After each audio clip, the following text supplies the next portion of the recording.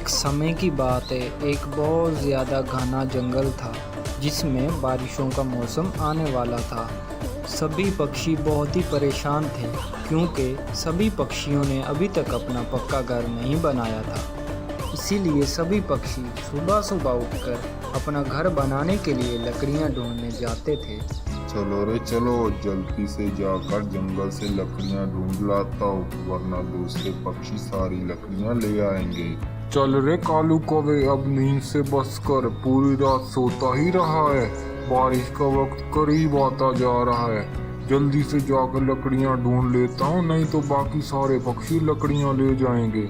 चलो रे चलो मिट्टू तोते, जल्दी से जाके लकड़ियाँ ढूंढ लाता हूँ और अपना मस्त सा यहाँ पर घर बना लेता हूँ। बारिश का मौसम आसानी से कट जाएगा। तेरे में रोजाना ही लकड़ियाँ ढूंढने जाती हूँ, पर इस बार गर्मी कुछ ज़्यादा ही पड़ी है, इसलिए ज़्यादा मजबूत लकड़ियाँ मिल ही नहीं रही हैं। गर्मी की वजह से सारी लकड़ियाँ गल गई हैं। सभी पक्षियों ने अपने अपने घरों में बच्चे दिए हुए हैं, इसलिए उन्हें अपने अपने घर बनाने की बहुत जल्दी होगी। सभी पक्षी लकड़ियाँ ढूंढने के लिए निकले होंगे। चलो मैं भी अब निकल जाती हूँ। फिर टोनी चिड़िया लकड़ियां ढूंढने के लिए अपने घर से निकल पड़ती है। दूसरी तरफ कबूतर भी लकड़ियां ढूंढ रहा होता है। तभी उसे अचानक एक जगह पर काफी सारी लकड़ियां नजर आती हैं। ये रे वाह, क्या किस्मत है मेरी, अभी तो मुझे लकड़ियां ढूंढते हुए ज्यादा समय भी नहीं हुआ और इतनी सारी लकड़ियां एक साथ मिल गई। चलो अब इन लकड़ियों को लेकर चला जाता हूँ और अपना घर बनाता हूँ। फिर कबूतर उन लकड़ियों से अपना घर बना लेता है और उसमें आराम से रहने लगता है। इसी तरह एक दिन मिट्ठू तोता भी लकड़ियां ढूंढ रहा था। तभी उसे एक जगह पर लकड़ियां नजर आ जाती हैं। चलो आखिरकार आज मुझे भी लकड़ियाँ मिल गई हैं, जाके अपना घर बनाता हूँ। फिर मिट्ठू तोता भी उन लकड़ियों को अपने घर ले जाकर अपना पक्का घर बनाकर उसमें आराम से रहने लगता है। फिर एक दिन टोनी चिड़िया और कालू कौवा दोनों ही अपने अपने घर बनाने के लिए लकड़ियां ढूंढ रहे होते हैं। अरे कितनी देर हो गई है, लकड़ियाँ तो मिल ही नहीं रही हैं। बारिश तो किसी भी दिन हो सकती है, तब मैं क्या करूँगी। तभी अचानक टोनी चिड़िया को एक जगह पर काफी सारी लकड़ियां नजर आ जाती हैं। अरे वाह, मुझे कितनी सारी लकड़ियाँ मिल गई हैं। अब जल्दी से इन लकड़ियों को ले जाके अपना घर बना लेती हूँ। ऐसा सोचकर टोनी चिड़िया उन लकड़ियों के पास बैठ जाती है। दूसरी तरफ कालू कौवा भी काफ़ी समय से लकड़ियां ढूंढ रहा था, लेकिन उसे लकड़ियां नहीं मिल रही थी। अरे भाई, इतनी मेहनत तो मैंने कभी नहीं की है जितनी मुझे इस बार करनी पड़ती है। अगर बारिश ना होती तो मुझे ये मेहनत करनी ही ना पड़ती।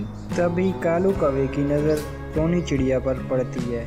देखो, टोनी चिड़िया को भी लकड़ियाँ मिल गई हैं, पर मैं कितने दिनों से मेहनत कर रहा हूँ, मुझे लकड़ियाँ मिल ही नहीं रही। अगर ऐसे ही चलता रहा तो मेरा तो घर नहीं बन पाएगा, मुझे अपना शातिर दिमाग चलाना होगा। तभी कालू कौवा एक योजना बनाता है। हाँ, ये काम करता हूँ, मैं टोनी चिड़िया से उसकी लकड़ियाँ छीन लेता हूँ। अगर ज्यादा बातें सुनाएंगी तो उसे एक आध चोंच मार दूंगा मैं। फिर कालू कौवा उड़ता हुआ टोनी चिड़िया के पास बैठ जाता है। अरे टोनी चिड़िया, तुझे पता ही ये लकड़ियाँ मैंने ढूंढ कर रखी हैं। तुम्हें पता है चोरी करना बुरी बात है, फिर भी तुम चोरी कर रही हो। कालू कौवे, झूठ क्यों बोल रही हो? ये लकड़ियाँ तो मुझे अभी अभी मिली है। मुझे पता है तुम मुझे पागल बना रहे हो। तुम्हें लकड़ियाँ नहीं मिल रही होंगी, इसीलिए तुम ये कर रहे हो। चलो अच्छा हुआ तुझे पता चल गया टोनी चिड़िया। अब पता चल ही गया तो ये लकड़ियाँ मुझे दे दो। नहीं कालू कौवे, मैं तुझे ये लकड़ियाँ नहीं दूंगी। अरे टोनी चिड़िया, अगर तुम मुझे लकड़ियाँ नहीं देगी तो मुझे जबरदस्ती भी छीननी आती हैं, इसीलिए मैं तुझे अभी प्यार से समझा रहा हूँ, ये लकड़ियाँ मुझे दे दो। फिर टोनी चिड़िया वो लकड़ियाँ कालू कौवे को दे देती है और उदास होकर चली जाती है वहाँ से। अब सभी पक्षियों ने अपने अपने मजबूत घर बना लिए थे, पर टोनी चिड़िया को लकड़ियाँ मिल ही नहीं रही थी, इसीलिए उसका घर अब तक ना बन पाया था। फिर एक दिन बारिश शुरू हो जाती है। सभी पक्षी अपने अपने पक्के घरों में होते हैं, पर टोनी चिड़िया अपने बच्चों के साथ भीग रही होती है। अरे अब मैं क्या करूं? इसी तरह बारिश होती रही तो मेरे बच्चे भीग जाएंगे। मुझे अब कुछ न कुछ सोचना ही पड़ेगा। फिर टोनी चिड़िया को एक दरख्त नज़र आता है जो अंदर से खाली होता है। फिर वो अपने बच्चों को उस दरख्त में रख देती है। उस दरख्त में सिर्फ इतनी जगह होती है कि उसके बच्चे ही उसमें आ सकते हैं बस। इसलिए टोनी चिड़िया अब भी बारिश में भीग रही होती है। फिर पूरे एक दिन के बाद बारिश रुक जाती है। फिर टोनी चिड़िया बारिश में भीगने की वजह से काफ़ी बीमार हो जाती है। फिर टोनी चिड़िया देखती है कि उल्लू जी एक बड़ा सा किन्नू का घर बनाकर उसमें रह रहे होते हैं। फिर टोनी चिड़िया के दिमाग में एक योजना आती है। वो भी जाकर अपना सेब का एक बड़ा सा घर बनाती है और उसमें अपने बच्चों के साथ खुशी खुशी रहने लगती। ढोलकपुर गांव में टोनी चिड़िया अपनी सास सुंदरी कवि के साथ रहती थी। एक दिन टोनी चिड़िया अपनी सास से कहती है, माँ जी, रानी के पापा को गुजरे हुए 6 महीने हो गए हैं। मैंने जैसे तैसे करके घर का खर्चा चलाया। अब घर को चलाना बहुत मुश्किल हो रहा है। अरे करमजली, चुप कर। मेरे घर की हालत ये तुम्हारी वजह से ही हुई है। ना ही तू मेरे बेटे से झगड़ा करती और ना ही मेरा बेटा जहर खाता। माँ जी, आजकल किस घर में पति पत्नी का झगड़ा नहीं होता। मुझे क्या पता था कि वो जहर खा लेंगे। मेरी बेटी कई दिनों से भूख से तड़प रही है। मैंने अपनी बेटी को केवल एक ही समय का खाना दिया है। उन्होंने मरने से पहले मेरे और मेरी बेटी के बारे में जरा भी नहीं सोचा। आप कहें तो मैं कहीं जाकर काम कर लूं। मेरे बेटे को खाकर तेरा पेट नहीं भरा, अब रिश्तेदारों में भी मेरी नाक कटवाएगी तू। अगर तू बाहर काम करने जाएगी तो मेरे रिश्तेदार क्या कहेंगे। आज से पहले हमारे घर की बहू ने बाहर निकल कर काम नहीं किया। माँ जी, आपको अपने रिश्तेदारों की फिक्र है और आपको अपनी पोती की फिक्र नहीं है। मुझसे मेरी बेटी की भूख नहीं देखी जा रही। मैं कल से खेत में काम करने जाऊंगी। आप रानी बेटी का ध्यान रख लेना। कैसे करेगी तू खेती? कभी तूने काम किया है खेत में? माँ जी, आप चिंता मत कीजिए। मैं धीरे धीरे सारे काम सीख जाऊंगी। अगली ही सुबह टोनी अपने खेत में काम करने निकल जाती है। टोनी काम कर रही होती है, तभी वहाँ पर महाराज चील आ जाता है। आइए आइए महाराज, मैं आपकी क्या सेवा कर सकती हूँ? बिटिया, मुझे जोरों की प्यास लगी है।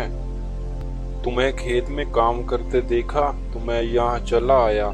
मुझे जोरों की प्यास लगी है। मेरा गला सूखा हुआ है और आसपास कोई नदी भी नजर नहीं आ रही।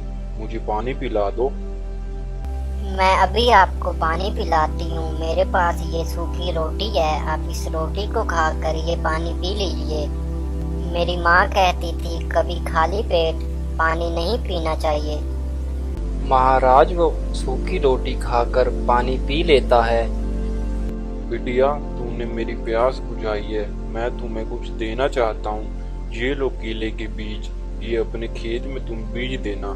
इतना कहकर वो महाराज चील वहाँ से उड़ जाता है। उसके जाते ही कबूतरी टुनटुनी के पास आती है। अरे टुनटुनी बिटिया, महाराज चील तुमसे क्या बात कर रहे थे?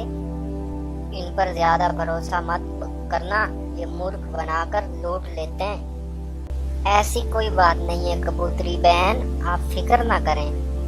महाराज को प्यास लगी थी, उन्होंने जाते जाते मुझे ये केले के बीज दिए हैं। अरे टुनटुनी बिटिया, तुम भी कहाँ इन खेतों के चक्रों में पड़ रही हो। तुम ऐसा करो, मुझे अपना खेत किराए पर दे दो। मैं हर महीने जो भी पैसे होंगे वो तुम्हारे घर पे पहुँचाया करूँगी। अरे नहीं कबूतरी बहन, ये खेती मेरा पति किया करता था, अब मैं ही ये खेती करूँगी। जैसी तुम्हारी मर्जी बिटिया, मैं तो तेरी भलाई के लिए कह रही थी। अच्छा, मैं अब चलती हूँ। ये कहकर कबूतरी वहाँ से चली जाती है।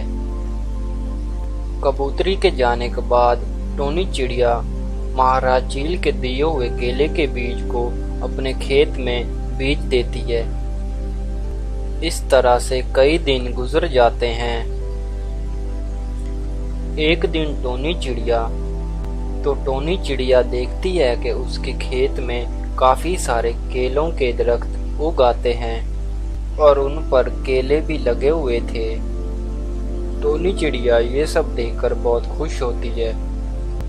अगले दिन टोनी चिड़िया वो केले बाजार में बेचकर जो पैसे मिलते हैं वो अपनी सास को लाकर देती है। तो उसकी सास टोनी चिड़िया से माफी मांगती है। मुझे माफ कर दो मेरी बिटिया, मैंने तुम्हारी काबिलियत पर शक किया। ये पैसे भी तुम रखो, आज से घर भी तुम संभालोगी और खेत भी तुम संभालोगी।